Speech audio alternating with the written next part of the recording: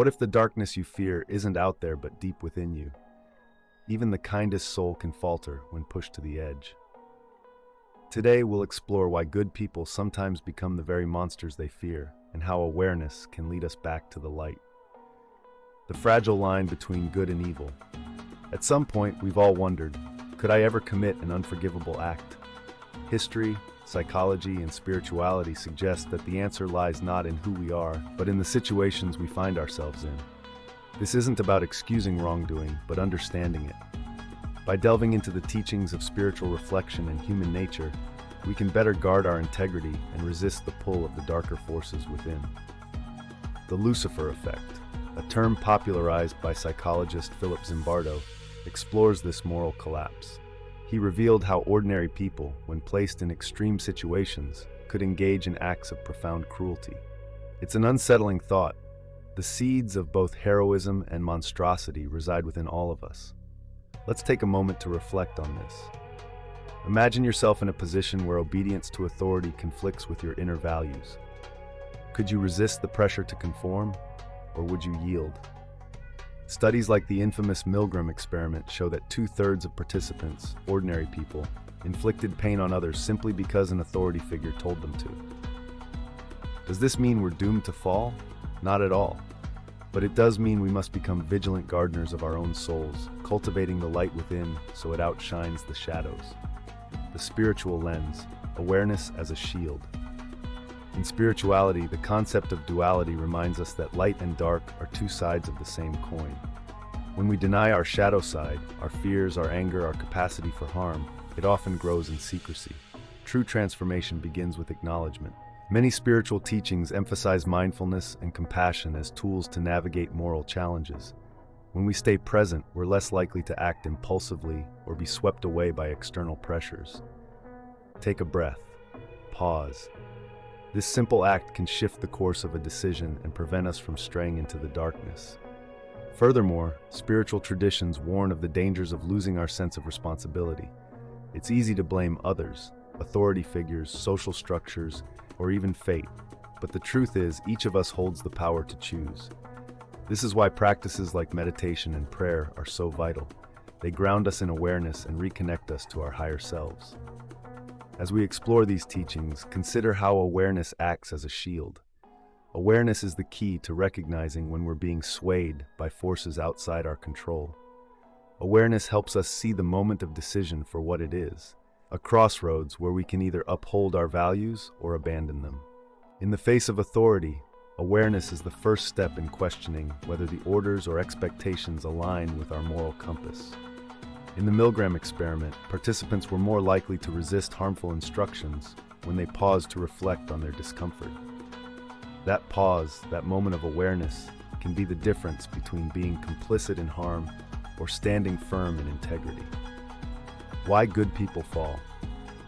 Understanding why good people turn into monsters requires examining three powerful factors: authority, anonymity, and desensitization.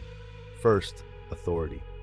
When someone in power tells us to act, it can feel as though the responsibility is no longer ours.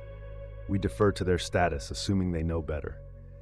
This is why spiritual leaders often stress questioning authority. Just because someone holds a position of power doesn't mean they hold the truth. True spiritual discernment comes from aligning external instructions with internal values. Without that discernment, we risk losing ourselves in obedience to systems or leaders who may not have our best interests at heart. Second, anonymity. When we feel invisible, our actions often stray from our moral compass. Imagine being in a crowd where your individual accountability dissolves into the anonymity of the group. This disconnect from personal responsibility can lead us to act in ways we'd never consider if we thought our actions were being closely watched. In a spiritual sense, anonymity disconnects us from our inner light. Practices like self-reflection and confession help anchor us in accountability, reminding us that we're always seen, if not by others, then by our own conscience. Third, desensitization. Small moral compromises snowball into greater ones. Maybe it starts with a harsh word or ignoring someone in need. Over time, these small acts can dull our sensitivity to suffering. Spiritual practice helps us remain attuned to the consequences of our actions, keeping our hearts open and empathetic. Reflect on these forces in your own life. When have you deferred too easily to authority, chosen to hide in anonymity, or ignored the gradual erosion of your sensitivity? These aren't just theoretical questions. They are doorways to understanding how to reclaim your moral agency. How to resist the pull of darkness. The good news? Just as the darkness lies within, so does the light. Spirituality teaches that even in our darkest moments, we have the power to choose compassion, kindness, and truth. Self-awareness is your first and most important tool. Regular introspection is like shining a flashlight into the hidden corners of your soul. Journaling, meditating, or simply asking, "Why did I act this way?" can reveal patterns you weren't aware of. Self-awareness isn't about self-criticism, but about understanding yourself deeply enough to recognize when you're veering off course.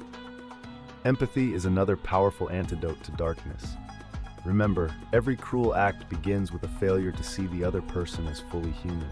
Spiritual exercises like loving-kindness meditation can strengthen our ability to see the divine spark in everyone, even in difficult situations.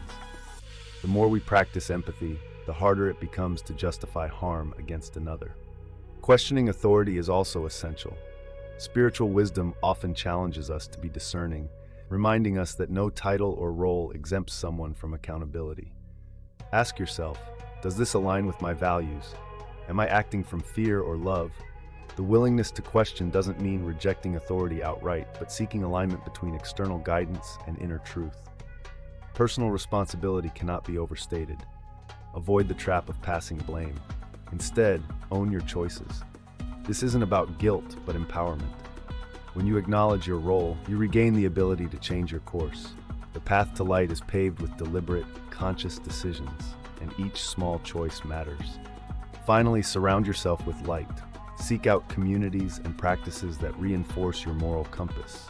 Whether it's a spiritual group, a supportive circle of friends, or time in nature, these connections nourish your capacity for goodness. Darkness thrives in isolation. Light grows in connection. The potential for both light and darkness exists within each of us. This duality isn't a flaw, it's an invitation to grow.